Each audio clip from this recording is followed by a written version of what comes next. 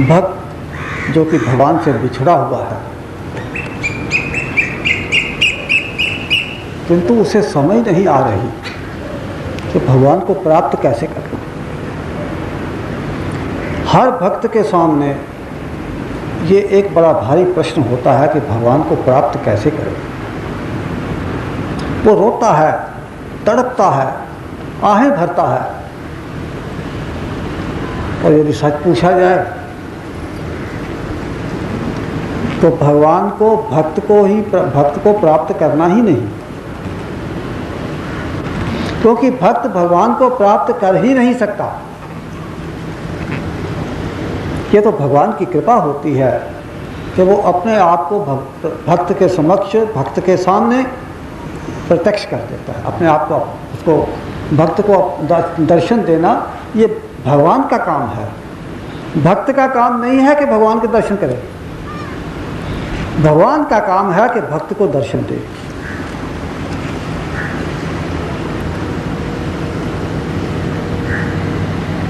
गीता के अंदर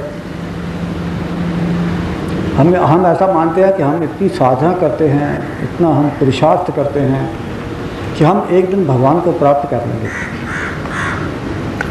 आपकी साधना का फल कि देना भगवान का काम है। गीता में भगवान ने कहा ददामि बुद्धि योगम तम, अपने भक्त को मैं बुद्धि योग प्रदान करता हूँ। भक्त बुद्धि योग प्राप्त नहीं करता, मैं उसको देता हूँ। और 18वें अध्याय के अंदर भगवान कहते हैं कि अर्जुन तू शंका मत कर, तू मन के अंदर संकोच भी मत कर, किसी प्रकार का संशय तेरे मन के अंदर नहीं रहना चाहिए, और तू किसी प्रकार का शोक भी मत कर, क्योंकि यदि तूने मुझे समर्पित कर दिया तो मैं तेरे चित्त के अंदर सारी संचित पाप राशि को जला करके भस्म कर दूंगा।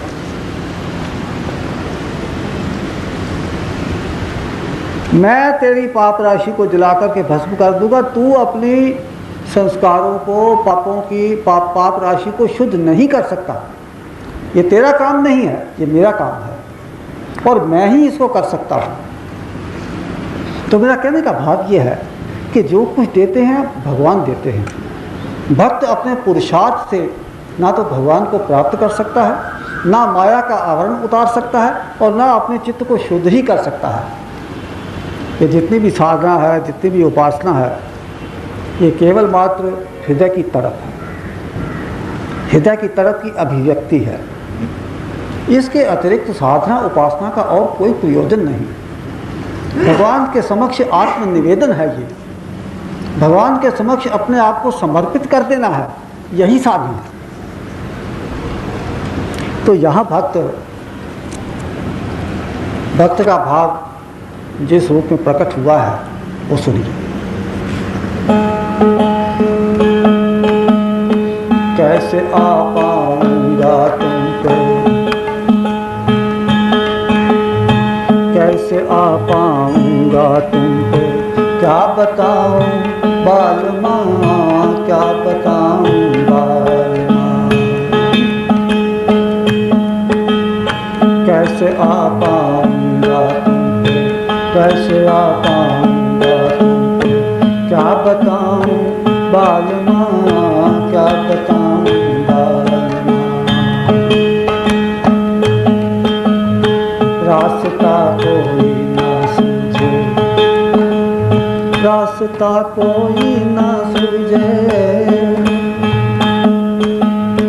रास्ता कोई ना सूझे, कह न पाऊं बालमा, कह न पाऊं बालमा। कैसे आ पाऊंगा तुम पे, कैसे आ पाऊंगा तुम पे, क्या बताऊं बालमा, क्या बताऊं बालमा। रास्ता कोई ना सूझे, रास्ता कोई ना सूझे, कह न पाऊं बालमा, कह न पाऊं बालमा। कैसे आ पाऊं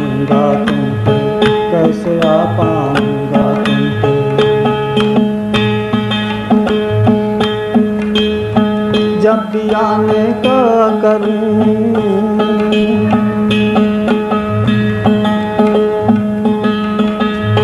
जब भी आने का करूं, मुश्किलें घिर जाऊं, मुश्किलें घिर जाऊं, मुश्किलें घिर जाऊं, मुश्किलें घिर जाऊं। जब भी आने का करूं, मुश्किलें घिर जाऊं, मुश्किलें घिर जाऊं। साथ ताकत छोड़ देती, साथ ताकत छोड़ देती, छोड़ देती, छोड़ देती। साथ ताकत छोड़ देती, बिलबिलाऊं बालमा, बिलबिलाऊं बालमा। कैसे आ पाऊंगा तुमको, कैसे आ पाऊंगा तुमको, क्या बताऊं बालमा, क्या बताऊं बालमा।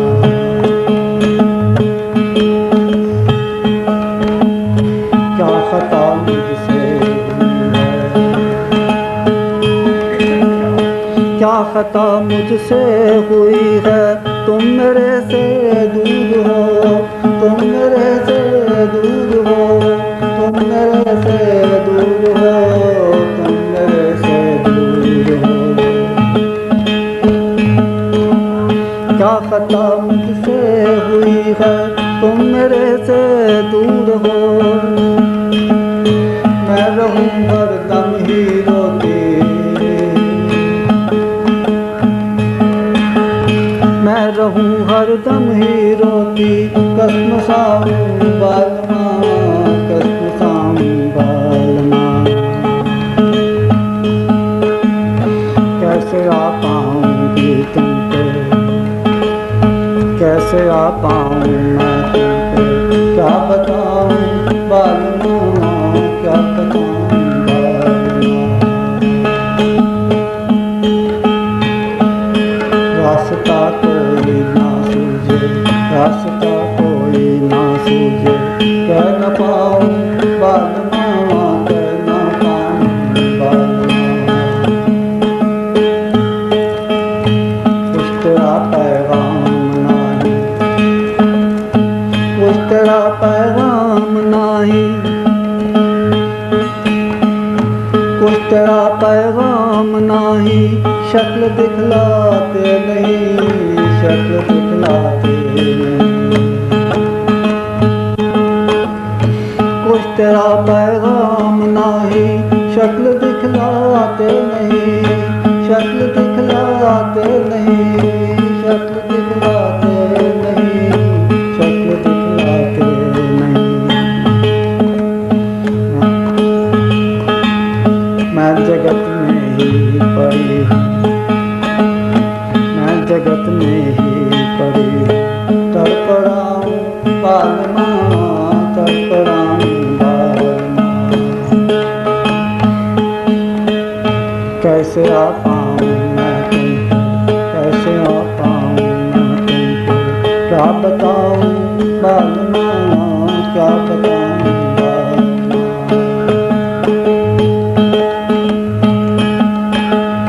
तीर्थ ऐश्वर्यों मेरी,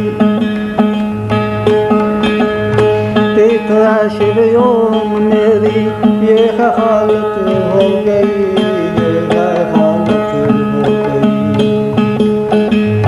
तीर्थ ऐश्वर्यों मेरी, ये है हालत हो गई, ये है हालत हो गई, ये है हालत हो गई, ये है हालत हो गई।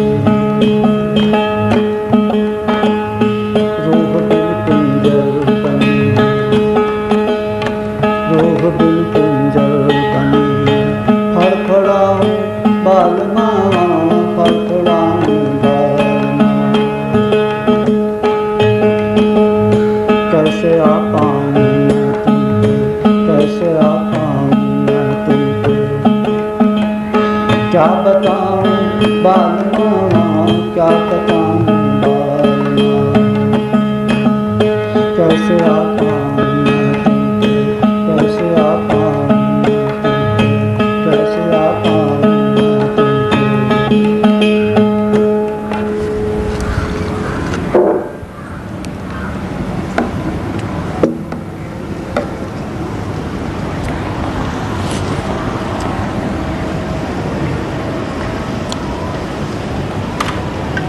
भक्त के हृदय की अवस्था का वर्णन किया गया है।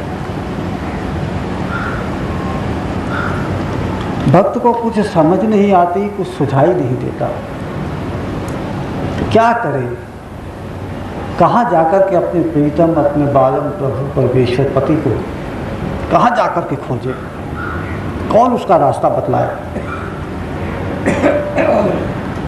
भक्त ये नहीं जानता कि वो तो अंदर ही बैठा है, उसको कहीं ढूंढने के लिए जाने की आवश्यकता ही नहीं। आवश्यकता है तो केवल अपने मन को शुद्ध करने की, अपने अंदर जो माया का, अहंकार का, वासनाओं का, संस्कारों का, विचारों का जो गंदगी चित्त के अंदर जमा हो गई है, जो आवरण चित्त के अंदर आ गए हैं, केवल उनको उतारने की आवश्यकता है। और ये गंदगी भी प्रभु की कृपा के बिना साफ नहीं हो सकती। भक्त तो केवल तड़प, भक्त तो केवल भगवान के समक्ष वंदना कर सकता है, उसके सामने रो सकता है, गिड़गिड़ा सकता है, और भक्त कुछ नहीं कर सकता। तो भगवान के समक्ष भक्त कहता है कि हे प्रभु, तुमको मैं कैसे प्राप्त करूं, कैसे तेरे घर तक आऊं, मुझे तो कुछ सुझाई नहीं दे रहा। जब भी मैं इस प्रकार का प्रयत्न करता हूं साधना करने का, तुम्हें प्राप्त करने का प्रयत्न करने की, जब भी मैं कोई पुरुषार्थ की बात अपने मन के लाता हूँ, तो जगत के अंदर के दुख, कठिनाइयाँ, मुसीबतें, मुश्किलें आकर के मेरे आसपास इकट्ठी हो जाती हैं, मुझे घेर देती हैं। आपने देखा होगा कि भक्तों को दुख अधिक आते हैं। उसका कारण क्या? जो उनके चित्त के अंदर के संस्कार और उनके उदय होने पर उसके समक्ष सुख उपस्थित होता है, भक्त उसका भोग नहीं करता, वो भोग करता ही नहीं, क्योंकि सुख भोगों का भक्त के लिए किसी प्रकार का कोई महत्व नहीं होता। किंतु जो दुख आते हैं वो तो उसके सामने आ ही जाते हैं। अब उस दुख से अपने आप को दुखी करना या नहीं दुखी करना, ये भक्त के अधिकार में है। दुख तो आएगा क्योंकि संस्कार हैं, उदय होंगे और दुख को आपके समक्ष उपस्थित कर देंगे, तो दुख तो आपके सामने आएंगे ही, किंतु उस दुख से दुखी होना या दुख से नहीं दुखी होना, इसमें आप स्वतंत्र हैं। देखिए, सुख और सुखी होना ये दो बातें हैं। इसी प्रकार से दुख और दुखी होना ये भी दो बातें हैं। आपके सामने सुख आए, ये हो सकता है कि आप उससे सुखी भी हों, और ये भी हो सकता है कि उससे आप सुखी ना भी हों। इसी प्रकार आपके सामने कोई दुख आता है, उस दुख से आप दुखी हों या दुखी ना हों, ये आपके ऊपर है।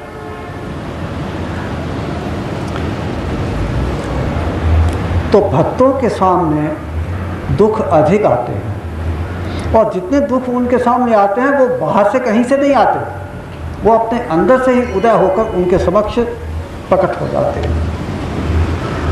लेकिन जब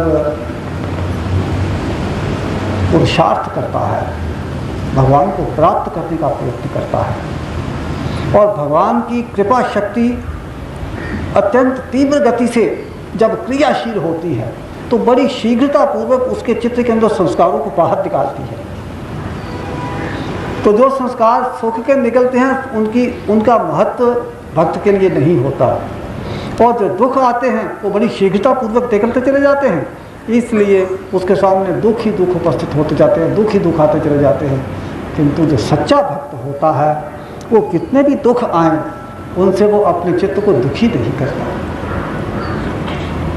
यहाँ भक्त अपनी विवशता भगवान के सामने रख रहा है कि मैंने जब भी प्रयत्न करता हूँ तुम्हें प्राप्त करने का, तेरी ओर आगे बढ़ने का, कोई साधना करने का, कोई पुरुषार्थ करने का, तो मुश्किलें, कठिनाइयाँ, मुसीबतें मुझे चारों ओर से घेर लेती हैं, मेरा मार्ग बंद कर देती हैं, अवरुद्ध कर देती हैं मार्ग। और फिर शक्ति भी मेरा साथ छोड़ देती है, मन का धैर्य नहीं रहता, इंद्रियों में शिथिलता आ जाती है, मन में उदासी छा जाती है, क्या करूँगा। और फिर कहता है बिल बिलाऊं बालम, जैसे छोटा बच्चा रोता है इस प्रकार तुम्हारे वियोग के अंदर दुखी होकर के मैं रोने के अतिरिक्त और क्या कर सकता हूँ। यही तो पुरुषार्थ है जो कि भक्त भगवान को प्राप्त करने के लिए कर सकता है। भगवान के समक्ष भगवान को प्राप्त करने के लिए प्रभु के वियोग में जब हमारा हृदय तड़पने लगता है तो आंसुओं के माध्यम से, आंखों के माध्यम से, आंसुओं के रूप में बाहर प्रकट होता है, बाहर आंखों से वर्षा होने लगती है। हे प्रभु, पता नहीं मुझसे क्या भूल हुई है जो तो मेरे से दूर हो गया है। भक्त को पता है कि मेरे से भगवान दूर क्यों हो गया है, भगवान तो दूर है ही नहीं, किंतु पास रह कर के भी, अत्यंत समीप रह कर के भी भगवान दिखाई नहीं देता है।